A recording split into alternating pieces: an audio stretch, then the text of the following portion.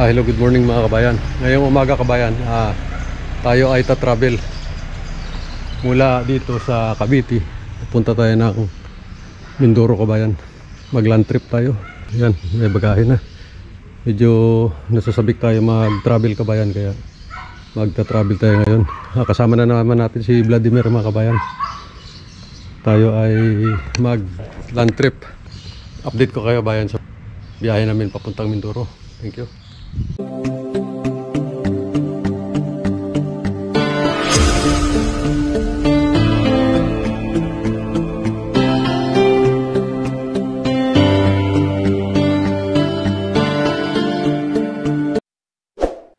Mula dito sa Cavite mga kabayan, ang way natin ay MCX, tapos mag-SLEX tayo kabayan, at mag-Star Tollway. Ito ay papuntang Batangas na kabayan.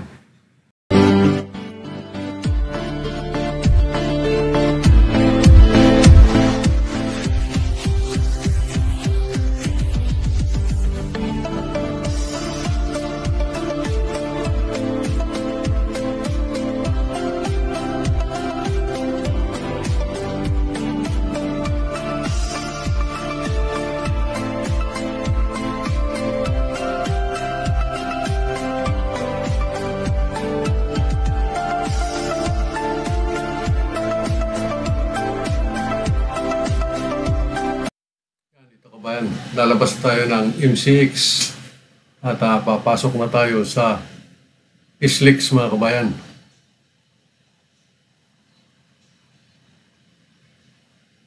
Yan, ito kabayan. Pagkakat natin dito ay SLEX na. Tapos tuloy-tuloy na tayo kabayan, papunta na ng Star Tollway.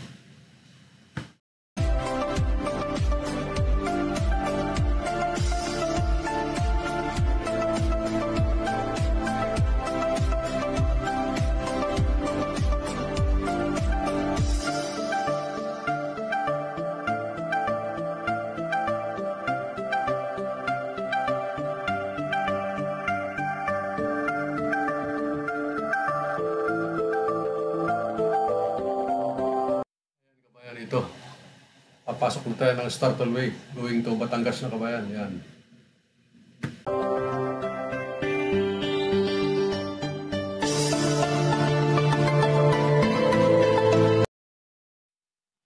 Ito kabayan, nakikita nyo medyo traffic na kasi approaching na tayo ng Batangas kabayan. At kung makikita nyo yung signage going to Lipa at Batangas City mga kabayan. Ito kabayan, pasok na tayo ng Batangas Port. Yan, makikita nyo kabayan, pier na ito. Ito na kabayan, papasok na tayo ng Batangas Port. Yan, makikita nyo kabayan ng arko.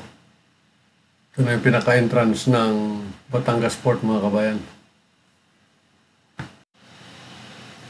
Ayan, makikita nyo kabayan, merong malaking parking building. Palagay ko kabayan, dito bumabiyahe yung mga car ship na barko at dito binabagsak yung mga cargo nila na sasakyan mga kabayan. Kasi napapansin ko sa ibang bansa kabayan, ganyan. Ang babaan ang imbakan ng mga sasakyan galing sa isang car carrier na barko mga kabayan. Yan. At pagpasok namin kabayan, mula doon sa entrance, papasok dito, hanggang makarating ng barko kabayan, hindi na kami bumaba para mag-process ng aming mga document mga kabayan.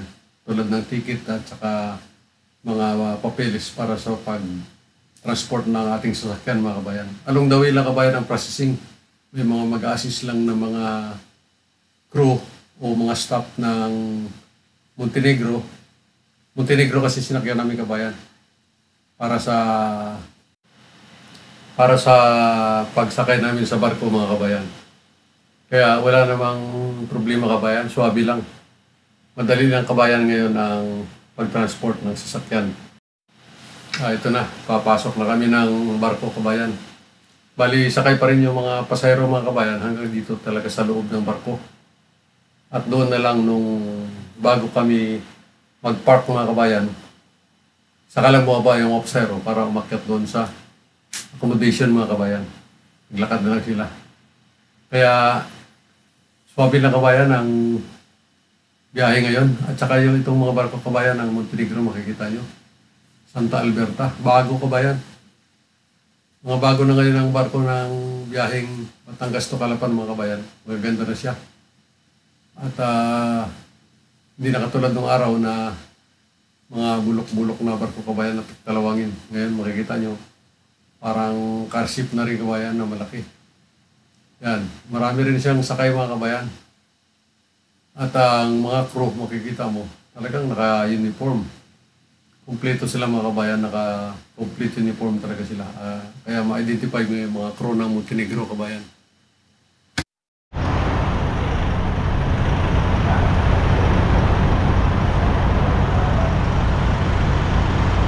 Grabe, pinang-pina kabayan. Oop!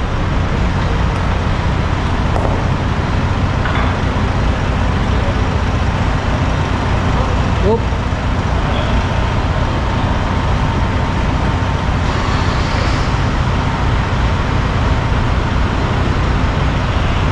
Yan, nakikita niyo kabayan, talagang pinang-pina yung pagpasok ng sakyan kabayan. Dikit na dikit. Ang driver namin kabayan ay ang aking bunsong anak, si Giancarlo. Yan. Expert niya kabayan. Ito kabayan. Akyat na tayo. Nandun, nakapark na yung ating sakyan.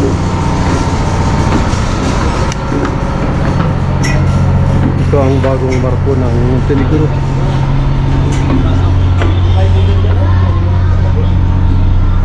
Maluwag. May 7-Eleven nga. Upuan lang siya.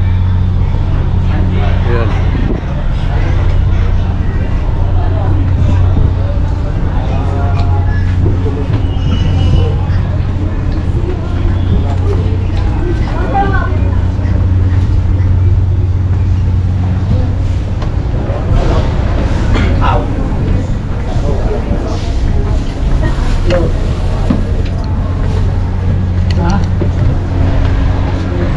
Ayos may 7-Eleven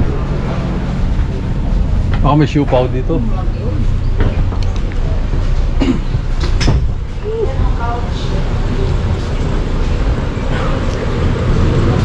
Tugnaw 2023 hal.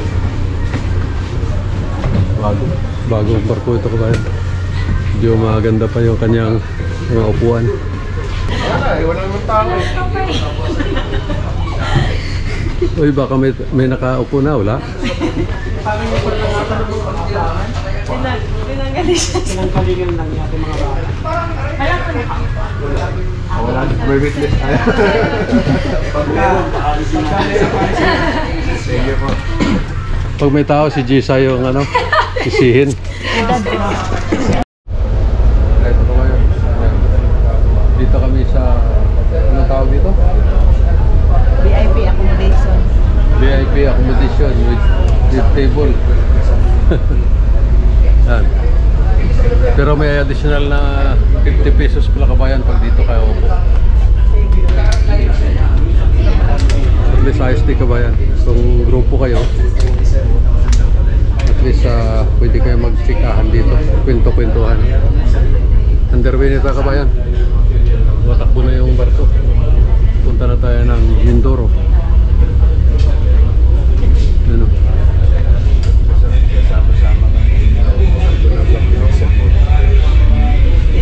Nagwala ko kasi dito. Bilis din pala yung barko na ito. Matakbo din ito mga 14 knots.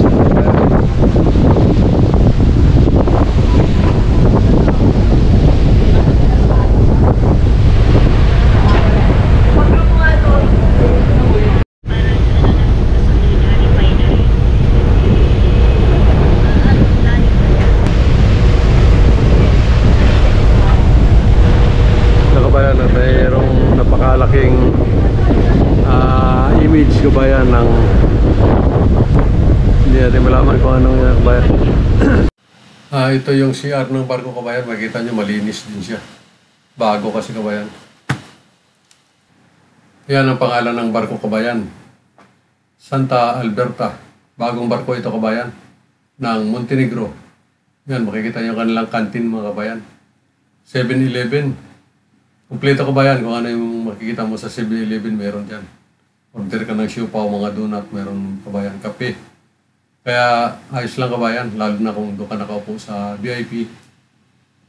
Masarap mag-kape-kape mga kabayan. At ang ganda ng panahon kabayan, makikita nyo sa labas. Kalmada ang dagat.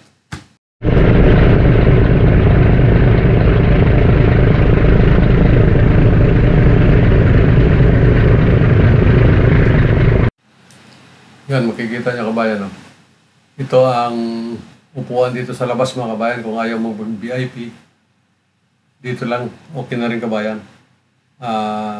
Open air lang siya. Doon sa VIP kasi kabayan, aircon. At medyo malamig doon.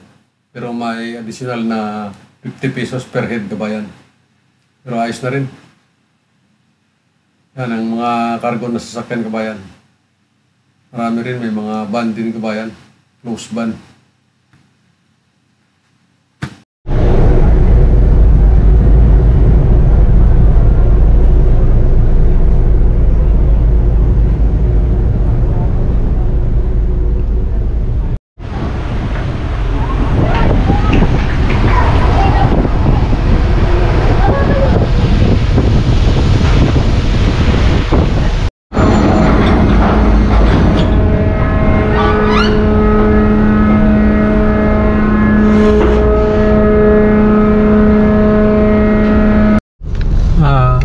Ito kabayan. Ito kabayan, dumating na tayo ng Mindoro kabayan. At tayo munang mag-drive kabayan. Papalabas.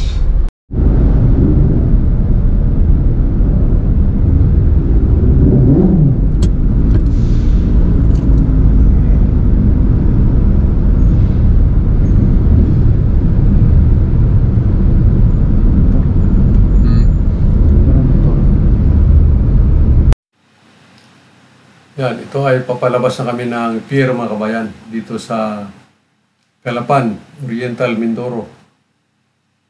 Yan, makikita niyo kabayan. Ang ganda ng pier dito kabayan, ang laki. Bagong bago. One eternity later. Calapan. Sentro ng Calapan ito kabayan. Oriental.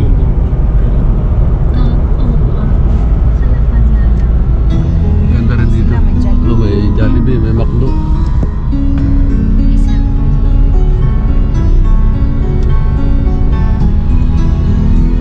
Ito eskwelahan. Yes po, high school. Maganda na eskwelahan ito.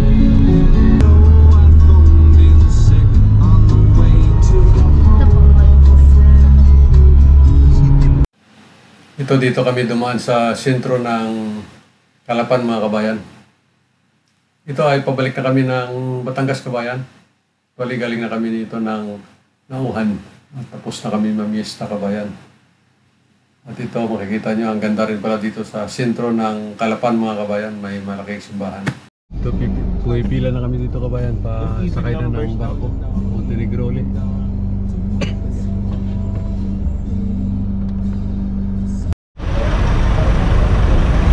Chicken.